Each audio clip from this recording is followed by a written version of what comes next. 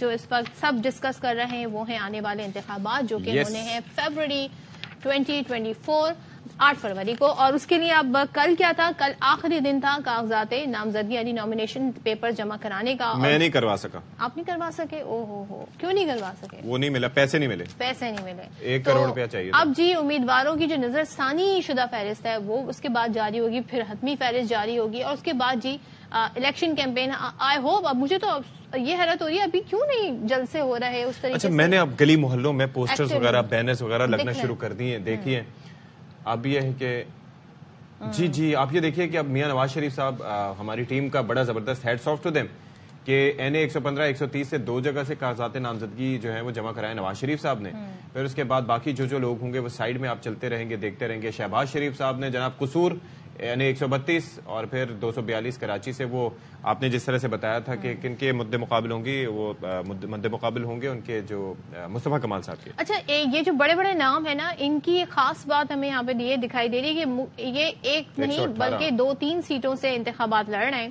اور کراچی سے بھی مسلم لیگ نون نے اپنے خاص طور پہ شہباز شریف اور مریم نواز کے حوالے سے کہا جا رہا تھا. اسی طریقے سے اسلام آباد میں بھی 3 سیٹوں پر جی اتنے سارے امیدوار کھڑے ہو گئے ہیں. تو وہ ایک بڑا یہاں پر نظر آ رہا ہے سلسلہ. اور الیکشن کمیشن کی طرف سے جی تازہ فہرست کے مطابق رجسٹرڈ جماعتوں کی تعداد 175 ہو گئی ہے. اور پارٹی سربراہان کی فہرست سے جی بانی PTI کا نام ہٹا دیا اور پاکستان تحریک انصاف بغیر قیادت کے انہیں ظاہر کیا گیا ہے. ہاں جی. اچھا زرداری صاحب دیکھ لیں، نواب شاہ NA 207 سے وہ حصہ لے رہے ہیں، مریم نواز NA 119 اور NA 120 تو وہاں سے وہ کر رہے ہیں. اور خالد مقبول صدیقی صاحب NA 249 کراچی. اچھا ویسے ایک چیز ہے جس کا بھی جس طرح سے ہمارے پروڈیوسر صاحب بھی اس پہ ایمفیسائز کر رہے ہیں کہ لاہور کی بڑی سگنیفیکنس ہے، پنجاب کی نشستوں کی بڑی سگنیفیکنس ہے.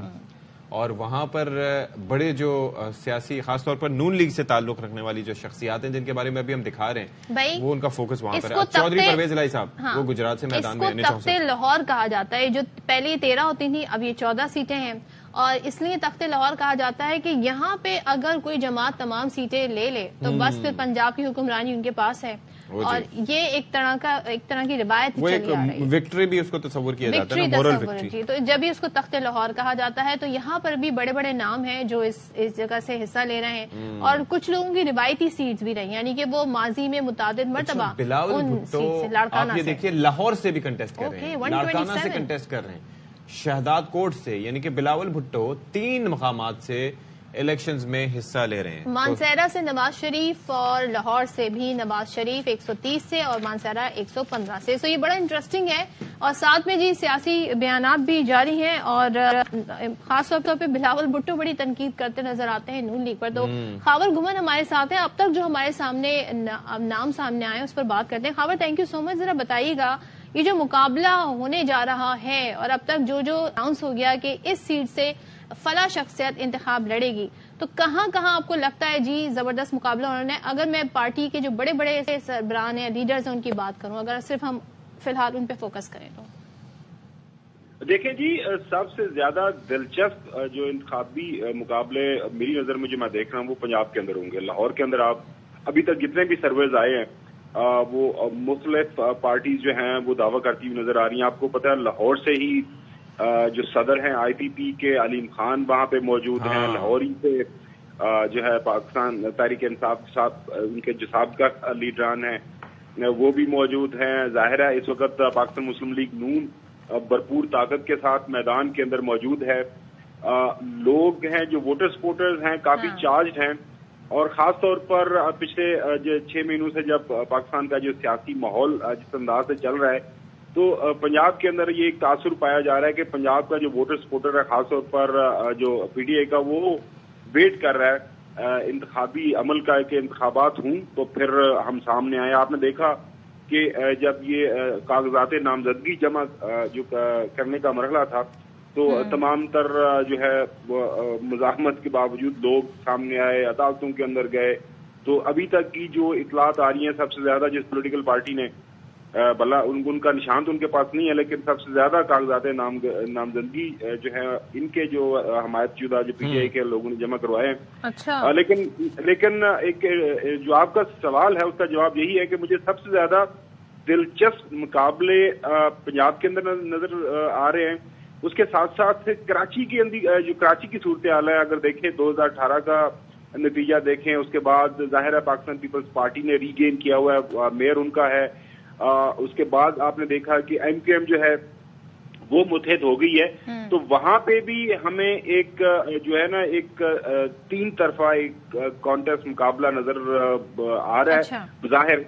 लेकिन जाहिर है हमें 8 फरवरी का इंतजार करना पड़ेगा।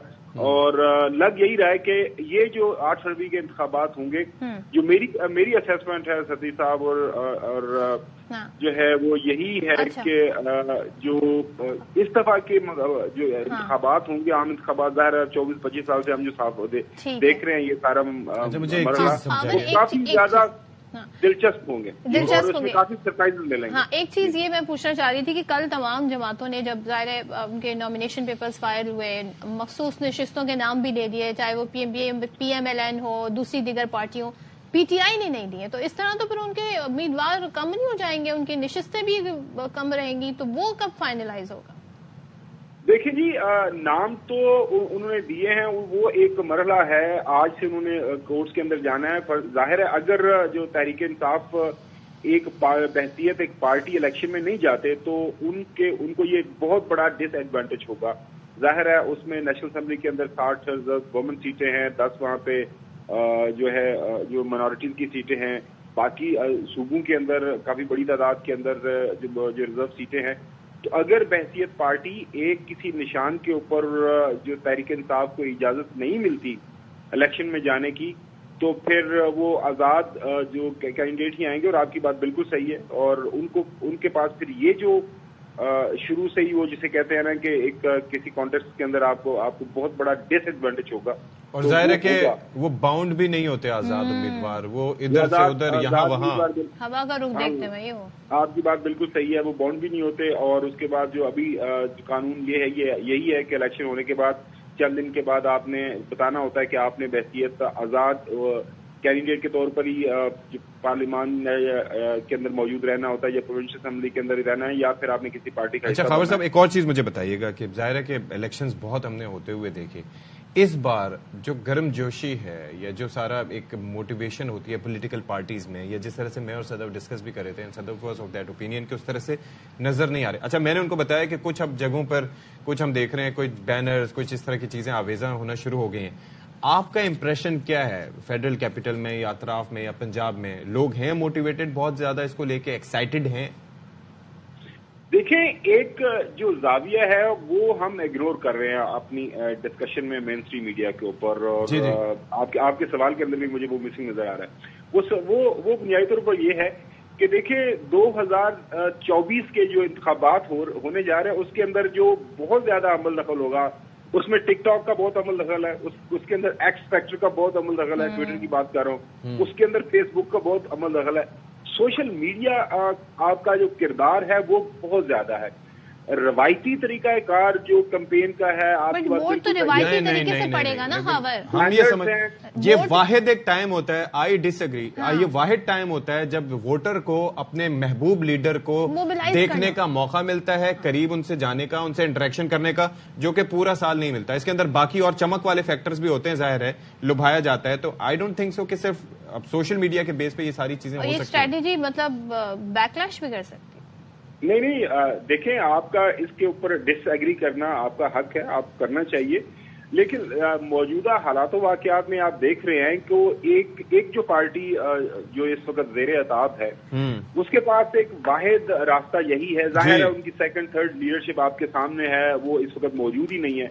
तो उस पार्टी के ने किस लीडर का इंतजार करना है और कहाँ देखना है, नंबर 1। अच्छा, दूसरी बात यह है कि देखिए मैं जो अर्ज करने की कोशिश कर रहा हूँ वो ये है कि हर हलके के अंदर फर्ज करें एक कॉन्स्टिट्यूएंसी है, आपकी कॉन्स्टिट्यूएंसी है, तो आपको immediately with in no time पता चल जाएगा कि आपका हलका कौन सा है और उस हलके के अंदर कौन सी पार्टी जो है वो किसको सपोर्ट कर रही है। हाँ जी। और कौन सी पार्टी का उम्मीदवार है, उसका निशान फर्ज करें अगर पीटीआई को, वैसे तो वो पर उम्मीद है कि उनको कोर्ट से कोई वहां से रिलीफ मिल जाएगा, अगर नहीं मिलती तो उनका जो मेन स्टे होगा वो यही होगा कि इस हलके के अंदर हमारा ये उम्मीदवार है, इसके पास पार्टी है, اس کے اندر یہ امیدوار ہے، اس کے پاس گڑی ہے، اس کے اندر پاس یہ امیدوار ہے، اس کے پاس ہاتھی ہے، کسی کے پاس گھوڑا ہے، گدھا ہے، جو بھی ہے.